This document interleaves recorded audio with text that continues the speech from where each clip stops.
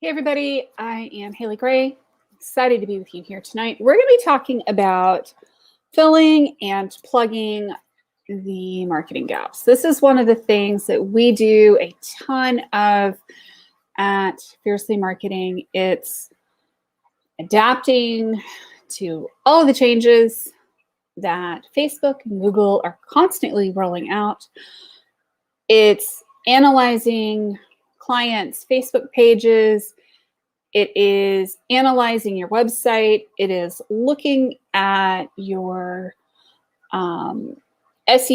It is looking at your ads. It is looking at all of the things that you're doing in marketing, but also looking at the things that you are likely not doing in your marketing. And there's some really common gaps that we see when it comes to marketing businesses. And I wish I could say that it's just small businesses that have these problems, but a lot of times it's even much, much larger businesses that have some of these issues. So it is things like not posting regularly on social media. Y'all, one of the ways that you can make your business look totally dead is just not posting regularly. Not updating your banners, not updating your headers on your social media. Not claiming your Google My Business listing. There are all of these little gaps that happen in marketing because Facebook and Google and LinkedIn and Twitter and Instagram and TikTok and YouTube, every single social media platform is constantly changing the way that they are doing business, and they are having a massive impact on our small businesses and on much bigger businesses. So what do? You know, I wish I could say that this is a really sexy formula and I've got this 1, 2, 3 checklist.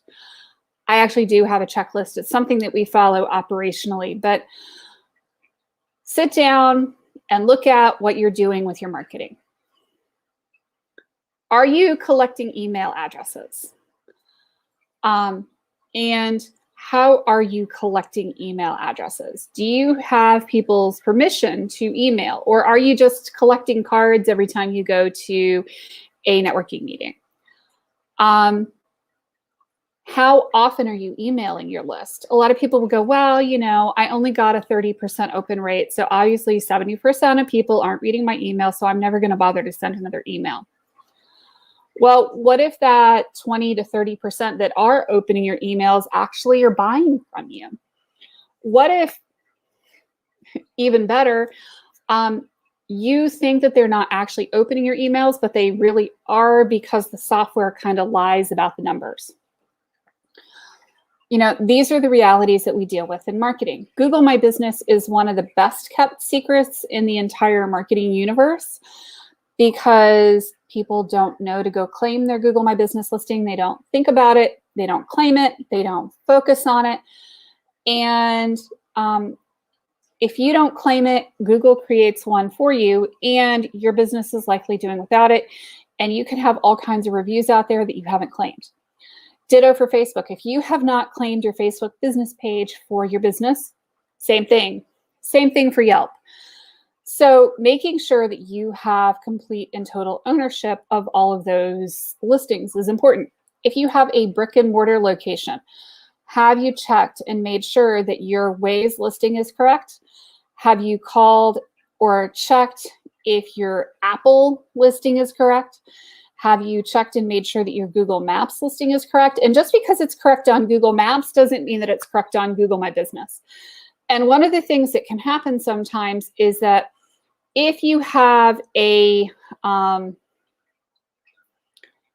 error somewhere in the system, it can propagate other places. So just because it's correct now doesn't mean that it's going to stay correct. Somebody could enter some information that's not right along the way, and you're like, oh, I've got all this stuff. And then somebody enters some information that's maybe not quite correct into some directory somewhere, and the next thing you know, you've got all this stuff that's not correct in your entire business. So you've got to keep an eye on these things. Is your website relatively up to date? i.e., was it done in the last 3 years or so? Now, yes, newer websites are great. But if your website is still converting and you've got good SEO on your website, then there's no reason to redo it every year or two. You really want to postpone that investment as far as you can. But are you actually using Google Analytics? Are you looking at Google Search Console? Do you know how much traffic you're getting onto your website? Do you know how long people are staying on your website?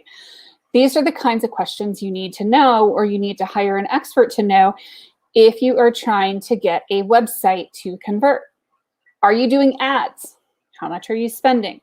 How much is each client costing you? How much is each click costing you?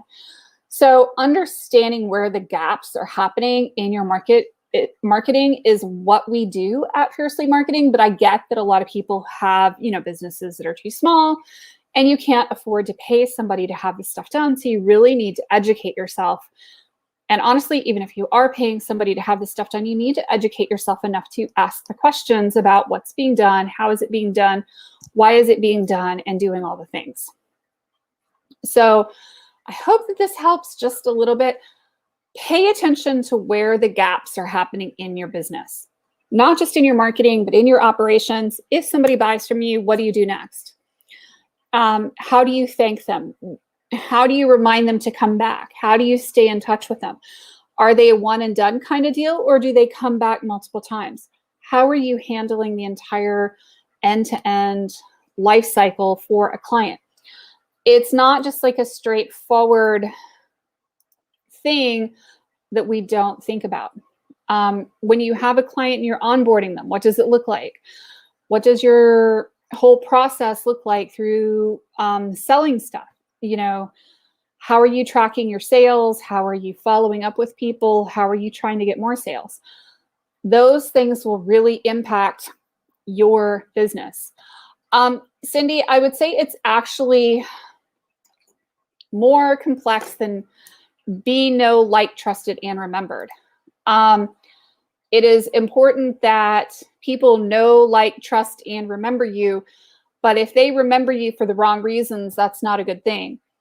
And if you get leads in that you don't know how to handle because your marketing and your operations are not tied together properly, then that leads to a lot of problems. So it's really important to have the bits and pieces all working together at a more complex level than just know, like, and trust. You can get all of the leads in the world, and I've seen this happen actually with a lot of digital marketing agencies. They drop the ball, they get the leads in because they did a good job for somebody else over here, but they're not quick enough to get out quotes. They're not quick enough to follow up with people. They're not quick enough through the whole sales process. So they have gaps in their sales process that are really impacting their ability to get clients and to grow, honestly, because if you can't get a quote out, then you can't sell. If you don't know when a good time is in the sales process to upsell somebody, then that's also a problem. If you're not able to do regular status reports, then that's also a problem. So it's more than know, like, and trust. It is really about being operationally excellent and being operationally excellent from end to end in your business and working with other people who are also operationally excellent. If you're really focusing on growing and scaling a business beyond a single owner operator place, you really need to have these processes and procedures in place to help you grow, or you're not going to be able to grow. And I appreciate you saying that know, like, and trust factor. That is important to starting to get leads, but it's what you do with those leads and how quickly you're able to respond that makes a big difference. If somebody asks me for a quote today, I know that I'm typically going to be able to turn that quote around in 2 or 3 days. That's important. Birthday cards and all that are really nice. Those are marketing activities. Those are smart. Calls of gratitude, that's all marketing activities, but what do you do beyond that? And if you have a business where you're selling bigger line items, being top of mind is more than just that. So I hope that this helps just a little bit. You know, I hope that you guys will get the idea that, you know, it's not just about the marketing pieces. It's about what you do once you've got them in your clutches. And then how you follow through with the entire sales process so that you can actually close people. And then once they've bought from you, keep following up with them in an appropriate manner. Now, part of it may be gift cards, birthday cards, thank you cards, all those kinds of things can be really, really huge. But you have to make them appropriate to the client in the time, in the place, and make sure that they are really, really appropriate for it. So as a travel agent, absolutely, that is great, right? And you probably want to remind people, hey, are you planning your next vacation yet, right?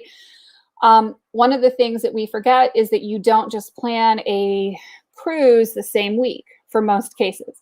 You're probably planning and paying for a cruise over a period of months to a year. So you've got to book it and schedule it a year or more out.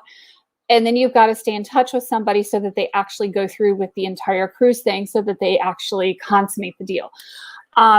So staying in touch, staying top of mind is important.